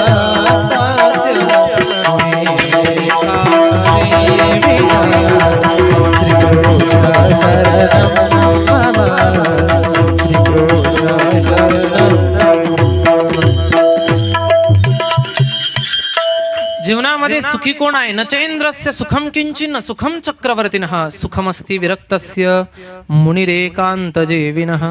जो एकांत सेवी महात्मा आहे तो सुखी, बाकीचे सगळे दुखी। अजून व्याख्या केलेली आहे, सुखाय कर्माणि करोति लोको न तै सुखम भान्यदुपारमं वा विन्देत भूयास्तत एव दुःखं विन्देत भूयास्तत एव दुःखं यदत्र युक्तं भगवान् वदेनः श्रीकृष्ण गोविन्द हरे मुरारी हे नाथ नारायण वासुदेव श्रीकृष्ण गोविन्द हरे मुरारी हे नाथ नारायण वासुदेव। सुखी कोण आहे त्याचं वर्णन केलंय, सुखाय कर्माणि करोति लोको न तै सुखं वाण्यदुपारमं वा विन्देत भूयस्तत एव दुःखं यदत्र युक्तं भगवान् वदेनः श्रीकृष्ण गोविंद हरे मुरारी हे नाथ नारायण वासुदेव। आता हे भागवताचे श्लोक आहे महाराज, आम्हाला आश्रमामध्ये शिकवलेत गुरुजींनी आमच्या। भागवताची सुद्धा खूप वेगळी अवस्था करून टाकली आजकाल लोकांनी महाराज। पण जास्त बोलत नाही मी, कारण की कार्यक्रमाची ही वेळ होते आहे। पण एकच सांगायचं मला या सोशल मीडियाच्या माध्यमातून सुद्धा, की एक तर भागवत करतायत लोक, पण संहिता नाही श्लोकांची, त्याच्यानंतर स्पष्टता नाही। मी मोठा आहे, मी खूप मोठा कथाकार आहे असं माझं म्हणणं नाहीये। मी एक भगवान श्रीकृष्ण परमात्म्याचा दास म्हणून आपल्याला बोलतो आहे। त्याच्यामध्ये स्पष्टता नाही, श्लोक संहिता नाही, शुद्धता नाही कशामध्ये. आणि हे खरं आहे महाराज, कलियुगाचं हे सत्य आहे. कारण भागवतातला श्लोक आहे, विप्रेर भागवती वार्ता गेहे गेहे जने जने कारिता कणलोभेन कथा जरस्ततो गताः. भागवताचा श्लोक आहे, विप्रेर भागवती वार्ता गेहे गेहे जने जने कारिता कणलोभेन कथा सारस्ततो गताः. जब बिना बुलाए घर घर में भागवत कथा का प्रचार और प्रसार होगा, तब कथा का सार ही चला जाएगा. विठ्ठल विठ्ठल दुर्लक्षस्त. हा, आणि माणसाला स्मशान वैराग्य प्राप्त होत असतं. कशा पद्धतीने स्मशानात गेलं की आपल्याला असं वाटतं, अरे हा गेला, आतापर्यंत माझ्यासोबत एवढा चांगल्या पद्धतीने बोलत होता, एवढा व्यवस्थित व्यवहार होता, आणि हा व्यक्ती आपल्यातून निघून गेला. हे कधी स्मशानात असल्याच्या नंतर बोलायचं. बाहेर गेलं की पुन्हा फोन चालू, पुन्हा व्यवहार चालू. याला स्मशान वैराग्य म्हणतात. पण हे स्मशान वैराग्य सज्जनांनो माणसाला कधीही प्राप्त होत नाही. हा, स्मशान वैराग्य, वैराग्य शब्दाची व्याख्या सांगितलेली आहे सुभाषितकारांनी. वैराग्य कशाला म्हणतात? इहलोकापासून तर ब्रह्मलोकापर्यंतच्या ज्या ज्या भोगाच्या गोष्टी आहे त्या त्या भोगाच्या त्यागाच्या इच्छेला वैराग्य म्हणतात. आणि ते वैराग्य सामान्य नाही. माणसाला ते वैराग्य एका फळाने सुद्धा मिळू शकतं महाराज. कशाने? एका फळाने सुद्धा मिळू शकतं. मी नेहमी याच्यावरती एक दृष्टांत देत असतो. आपल्याकडे अनेक राजे होऊन गेले. कदाचित आपण मागच्या श्लोकामध्ये ते नाव ऐकलं सुद्धा असेल, भर्तृहरी. हा, आचार्य भर्तृहरी नावाचे खूप मोठे महात्मे आणि खूप मोठे त्याच्या अगोदर राजे होऊन गेले. त्या राज्यामध्ये एक दिवस झालं असं, गुरु गोरक्षनाथ त्यांच्या राज्यामध्ये प्रवेश केला. आणि प्रवेश केल्यानंतर त्या राज्यामधून त्या प्रजा इतकी आनंदित होती, इतकी उत्साहित होती की त्या प्रजेनं आपलं संपूर्ण असणारं मनोगत त्या गोरक्षनाथांच्याकडे मांडलं की आमचा राजा खूप चांगला, आमचा राजा आमच्या राजासारखा राजाच नाही, आमचा राजा आम्हाला खूप पोषक असणारं वस्तू अन्न प्रदान करतो, त्याच्यामुळे आमचा राजा आमच्या राजासारखा राजाच नाही. मग गुरु गोरक्षनाथांना असं वाटलं, अरे हा राजा एवढा चांगला आहे, हाच जर राजा आज अधिक काळपर्यंत टिकला तर किती चांगलं होईल बरं. मग गुरु गोरक्षनाथांनी, आता तिथे दोन पाठ आहेत, पाठच म्हणावे लागतील, म्हणजे काही ठिकाणी असं वर्णन आहे एक महात्मे होते, काही ठिकाणी असं वर्णन आहे गुरु गोरक्षनाथ होते, पण आपण गुरु गोरक्षनाथ म्हणूया. गुरु गोरक्षनाथ गेले, राज्यामध्ये गेल्याच्या नंतर राजे साहेबांना ते आपल्या झोळीतून फळ काढून दिलं. राजे साहेब हे फळ तुम्ही खा, म्हणजे काय अनंत काळ तुम्ही टिकताल. राजे साहेब म्हटले ठीक आहे. आदरातिथ्य केलं गुरु गोरक्षनाथांचं. गुरु गोरक्षनाथ त्यांच्या राज्यातून निघून गेले आदरातिथ्य झाल्यावरती. पण राजाने ते फळ खाल्लं नाही. आता राजानं ते फळ खायला पाहिजे की नाही? खायला पाहिजे ना, बरोबर ना. पण ते राजानं फळ खाल्लं नाही, कारण राजाचं प्रेम होतं राणीवर. हा, ह्या गोष्टी त्याही काळात होत होत्या. राजाचं प्रेम राणीवर, म्हणून राणीला बोलवलं. राणीला म्हटले हे फळ घ्या, राणी साहेब तुम्ही खा, काय होईन या फळानं, अनंत काळ तू टिकशील. ठीक आहे. राणीनं सुद्धा ते फळ घेतलं, पण ते खाल्लं नाही सज्जनांनो. मग राणीचं प्रेम होतं प्रधानजीवर. प्रधानजीला बोलावलं, ते फळ त्याच्याकडे दिलं. प्रधानजीला म्हटली हे फळ तू खा, म्हणजे अनेक काळ तू टिकशील. प्रधानजीनं ते फळ खाल्लं नाही. प्रधानजीचं प्रेम होतं वेश्येवर. वेश्येला बोलावलं, प्रधानजीने ते फळ वेश्येला दिलं. वेश्येला सांगितलं हे फळ तू खा, म्हणजे अनेक काळ तू टिकशील. पण महाराज वेश्येनं सुद्धा ते फळ खाल्लं नाही. वेश्येचं प्रेम होतं राजावर. तीच वेश्या ते फळ घेऊन राजाकडे आली. यालाच म्हणतात दुनिया गोल आहे. तेच राजाचं फळ घेऊन पुन्हा वेश्या त्या महलामध्ये आली. आणि महलात आल्याच्या नंतर राजाला सांगितलं, राजे साहेब हे फळ तुम्ही खा, म्हणजे अनंत काळ तुम्ही टिकताल. राजाला ते वाक्यही ओळखीचं वाटलं आणि ते फळ सुद्धा ओळखीचं वाटलं. सांग वेश्या, जार वेश्या होती ती, सांग तुला कोणी हे फळ दिलं? कोणी महात्मा तुला भेटला होता का? कारण राजाला ते फळ गुरु गोरक्षनाथांनी दिलेलं होतं ना. पण तिने सांगितलं नाही, मला महात्म्यांनी फळ दिलं नाही. मग तुला कोणी हे फळ दिलं? पटकन राणीच्या मुखातून शब्द निघून गेला, मला प्रधानजीने हे फळ दिलं. प्रधानजीला बोलवा. प्रधानजीला राजा समोर आणलं आणि प्रधानजीला विचारण्यात आलं की हे फळ तुझ्याकडे आलं कुठून? प्रधानजीचं धाडस होईना. प्रधानजीचं धाडस होत नव्हतं की मला हे फळ राणी साहेबांनी दिलं. जसं भर्तृहरीने आपल्या मेणातून तलवार उगारली आणि त्याचा शिरच्छेद करणार, त्याच क्षणी असणाऱ्या प्रधानजीच्या मुखातून शब्द निघाले, राणी साहेबांनी हे फळ मला दिलं. मग राणी साहेबांना बोलवा. पुन्हा राणीला बोलवण्यात आलं आणि त्या राणीला बोलवल्याच्या नंतर त्या भर्तृहरीच्या अंतःकरणामध्ये ज्या भावना निर्माण झाल्या त्या भावना त्यांनी शब्दबद्ध केलेल्या आहेत, त्या मला आपल्याला सांगाव्याशा वाटतायत. त्याच भर्तृहरीने वैराग्य शतक नामक ग्रंथामध्ये वर्णन केलेलं आहे की अरे मी जिच्यावरती आसक्त होतो ती माझ्यावरती प्रेम करत नसून ती प्रधानजीवर प्रेम करायची.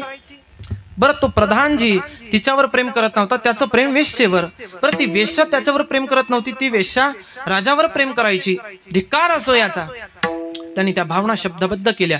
याम चिंतयामि सततम मैसा विरक्ता साभ्यन्नमिच्छते जनुं स जनुन्य सक्ता अस्मत् कृते च परिशुष्यति काच धन्या दिक्तांच तांच मुदनंच इमांच इमांच याम चिंतयामि सततम मैसा विरक्ता. त्यांनी श्लोकबद्ध भावना शब्दबद्ध केलेल्या आहेत त्या श्लोकामध्ये. जिच्यावरती माझं प्रेम तिचं माझ्यावर नसून ती दुसऱ्यावर आसक्त. धिक्कार असो या राणीचा. धिक्तांच. तदनंतर तिचं प्रेम त्याच्यावर नसून प्रधानजीचं प्रेम वेश्येवर होतं. प्रधानजीचा सुद्धा धिक्कार असो. धिक्तांच. आणि कामाचा धिक्कार असो, सगळ्यांचा धिक्कार असो आणि माझा सुद्धा धिक्कार असो. धिक् मंच असं म्हणून भर्तृहरी राजा आहे त्याच वस्त्रानिशी आपलं राज्य सोडून वनामध्ये निघून गेला. कशामुळे? दृष्टांत संपला माझा. सिद्धांत ऐका. मी हा दृष्टांत का आपल्याला दिला? एका फळामुळे सुद्धा माणसाला वैराग्य प्राप्त होऊ शकतं की ते भर्तृहरीला ते वैराग्य प्राप्त झालं. आणि महाराज हे भर्तृहरी वनामध्ये गेल्याच्या नंतर इतके वैराग्य इतकं प्राप्त झालं त्यांना की त्यांनी 300 शतक लिहिलेले आहेत. 300 श्लोक लिहिले. त्यांचे 3 ग्रंथ आहे. पहिला वैराग्य शतक नामक ग्रंथ आहे, त्याच्यामध्ये 100 श्लोक आहेत. दुसरा ग्रंथ आहे नीती शतक, त्याच्यामध्ये 100 श्लोक. आणि तिसरा ग्रंथ आहे शृंगार शतक, त्याच्यामध्ये 300 श्लोक आहे. 100 असे 300 श्लोकाचं त्यांनी ते 3 शतक लिहिलेले आहे. त्यांचं वैराग्य शतक वाचलं तर आपल्याला शंकराचार्य दुय्यम वाटतात. त्यांचं शृंगार शतक वाचलं तर आपल्याला शंकराचार्य दुय्यम वाटतात. आणि त्यांचं नीती शतक वाचलं तर आपल्याला त्यांचं शृंगार शतक वाचल्याच्या नंतर या माणसासारखा कामी माणूस दुसरा नाही असं आपल्याला त्या चरित्रातून त्या श्लोकांमधून लक्षात येतं. आणि अशा पद्धतीने 100 असे 300 श्लोकाचं शतक लिहिलेलं आहे. अशा पद्धतीने त्यांनी श्लोक लिहिले आणि त्यांनी त्यांचं संपूर्ण त्या ठिकाणी आयुष्यभर गेले वनामध्ये. पण पुन्हा असं म्हटले नाही की आता मला राज्य द्या माझं, असं नाही. पुन्हा मला माझं राज्य द्या असं म्हटले नाही. एकदा सोडलं की सोडलंच. तसंच संत महात्मे आपल्याला सांगत असतात. नाथ महाराजांचं एक भारुड आहे. सांगते तुम्हा वेगळे निघा वेगळे निघोनी संसार बघा. हो, झालेला आहे टाइम आता.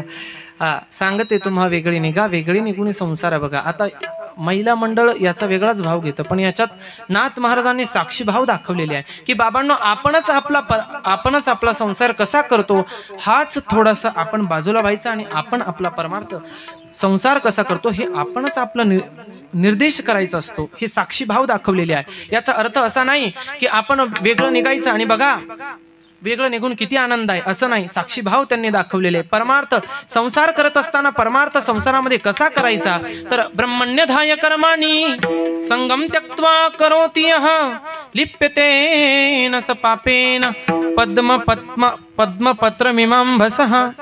गीतेमध्ये भगवान श्रीकृष्ण परमात्मा अर्जुनाला उपदेश करतात की अर्जुना संसारामध्ये असून परमार्थ कसा करावा.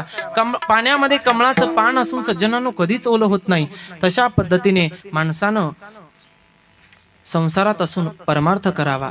संसारात असून परमार्थ करावा. म्हणून यथामती त्या ठिकाणी अभंगाचं चिंतन त्या ठिकाणी काही घडलं नाही, पण आता थांबावे लागेल की म्हणून शरण जावे सर्व भावे देवासी तो हा उतरिला पार भवदुस्तर नदीचा.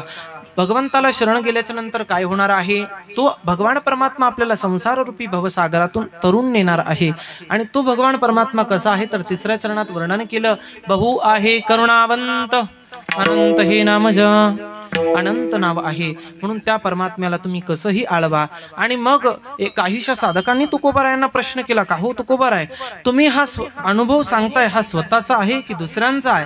मग तुकोबाराय म्हणतात हा दुसऱ्या कोणाचा अनुभव नसून माझा प्रत्यक्ष स्वतःचा अनुभव आहे. तुका म्हणे साक्षी आली तरी केले प्रगट. हा माझा स्वतःचा अनुभव आहे म्हणून मला हा अनुभव प्रकट मला अनुभव आला. म्हणूनच या अभंगामध्ये तुकोबाराय महाराजांनी तोच अनुभव प्रकट केला. विठोबा रखमाये विठोबा रखमाये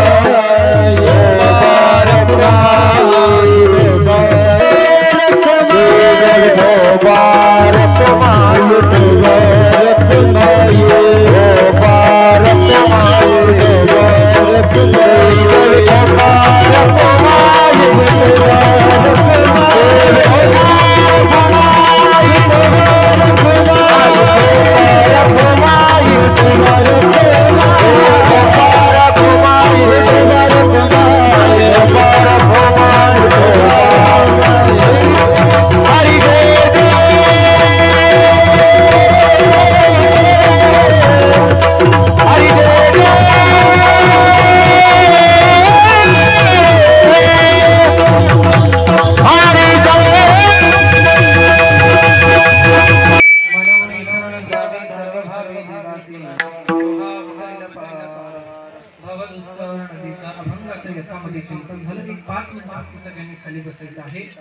अभंगाचं यथामती चिंतन झालेलं आहे. तर मला आपल्याला एक सूचित करायचं आहे, अशी की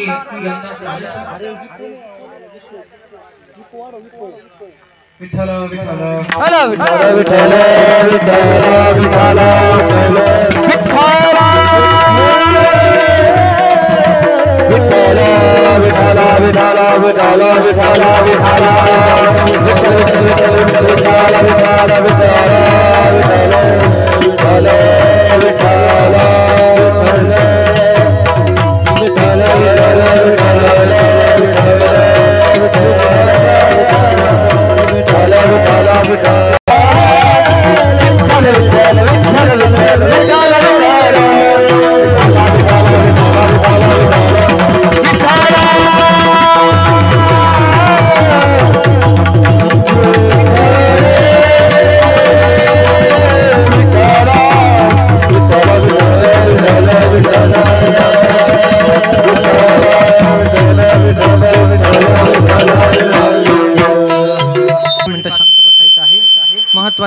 महत्वाची सूचना देतो आहे मी आपल्याला की सर्वांनी या सूचनेकडे काळजीपूर्वक लक्षपूर्वक देऊन ऐका.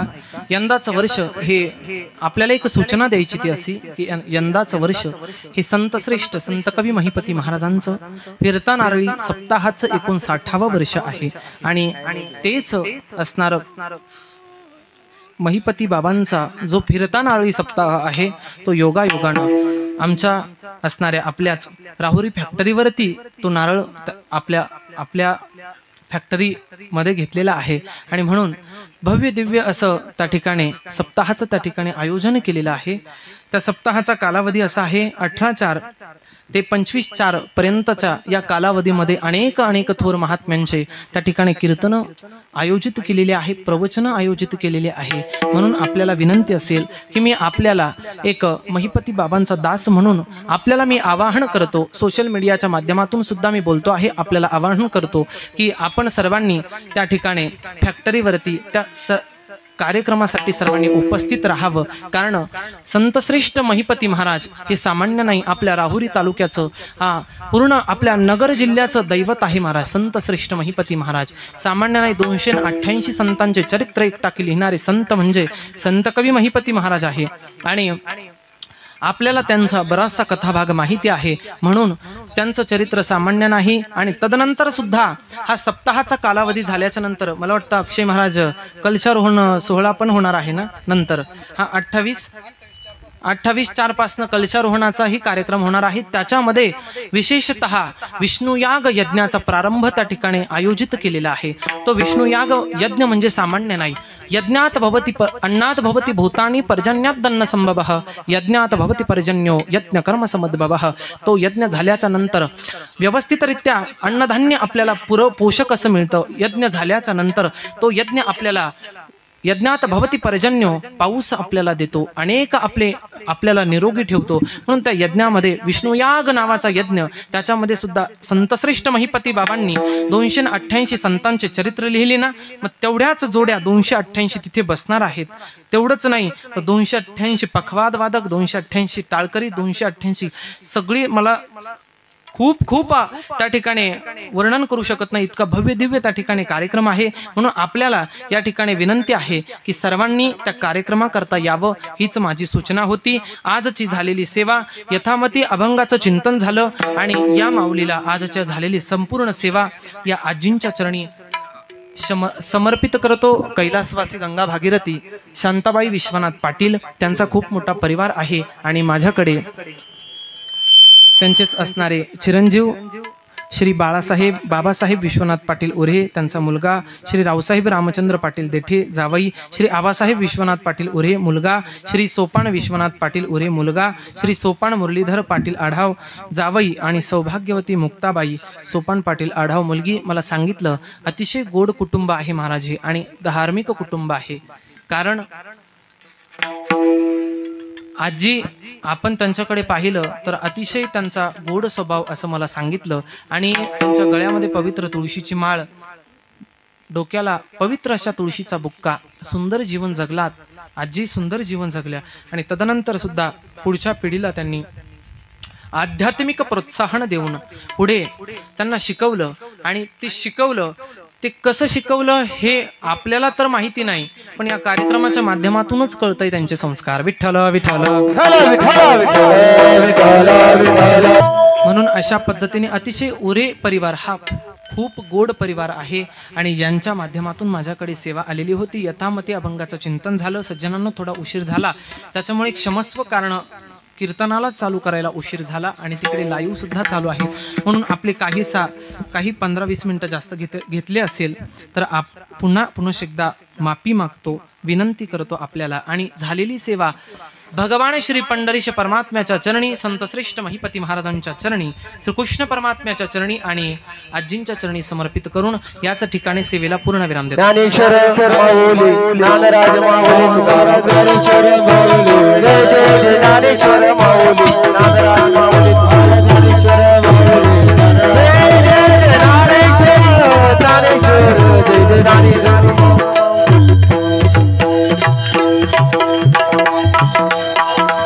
आणि या उरे परिवारामध्ये आलेले जे आप्तिष्ठ आहे, नातेवाईक आहेत, या उरे परिवारामध्ये जे नातेवाईक आहे, या सगळ्यांना आपल्याला आपलं त्या परिवाराच्या माध्यमातून आपलं स्वागत आहे. आणि मी आपल्याला धन्यवाद देऊ इच्छितो की आपण या कुटुंबाचं एक सांत्वन करण्याकरता या ठिकाणी आलेला आहात. म्हणून पुन्हा एकदा आपल्याला अभिवादन करतो की आपण या ठिकाणी आपली उपस्थिती दर्शविली आणि म्हणून या कीर्तनाकरता शृंगारित करण्याकरता एकाहुनी बळी रे असे आमचे संपूर्ण महाराज मंडळी, त्यांना धन्यवाद देतो. तिकडे दोन्हीही चॅनल आहेत, भगवंत कीर्तन यूट्यूब चॅनल, कनकावती माता यूट्यूब चॅनल अतिशय गोड पद्धतीने आहे.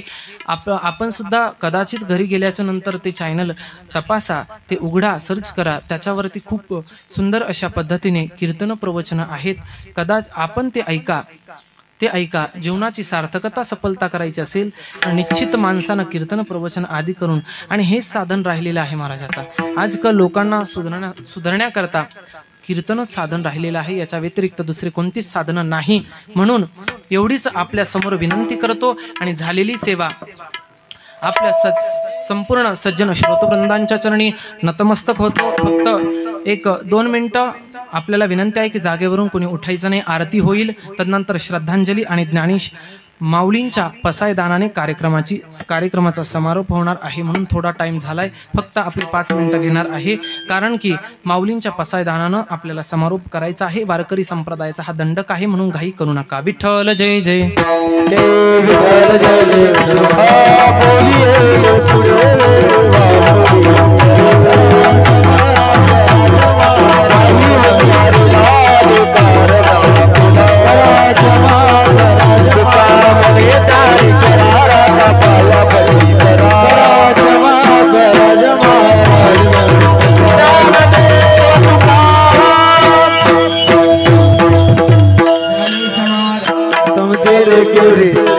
आता उठावे श्री नारायण नारायण, आता उठावे नारायण नारायण, कामणी बोध केला निवारी झाला. आता उठावे नारायण नारायण, करुणी आरती प्रमाणे उभा.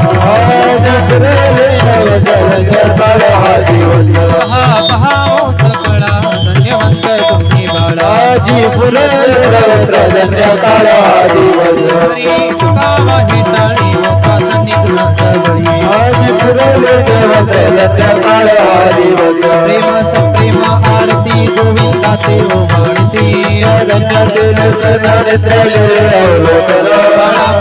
आणि मुक्ता वाढीते परमानंद रंगातील नरेंद्र रामा म्हणे केशवरा ते देखणे राहे लोचस्ते योगी 28 विटेवारी वो भावा मंगी रखवाई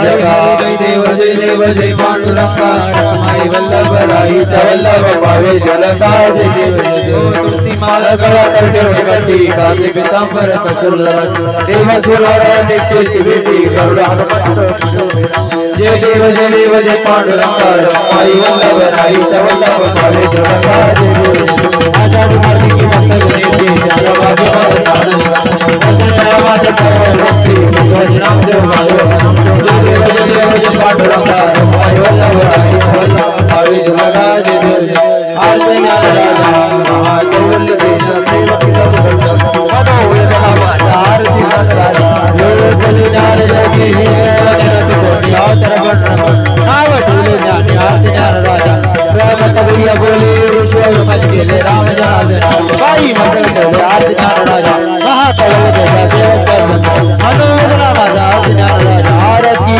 तुम्हारा मान स्वामी जगोरा गजराज प्रभु आरे राम आरती राम आगे संगत है जाय जमल दिल को बजे अब आरती राम स्वामी जगोरा राम आरे राम आरती राम दुखी पातल नित्य ब्रह्म गजादि राम तेरी मत आरती राम स्वामी जगोरा राम आरे राम आरती राम कलिलो नाम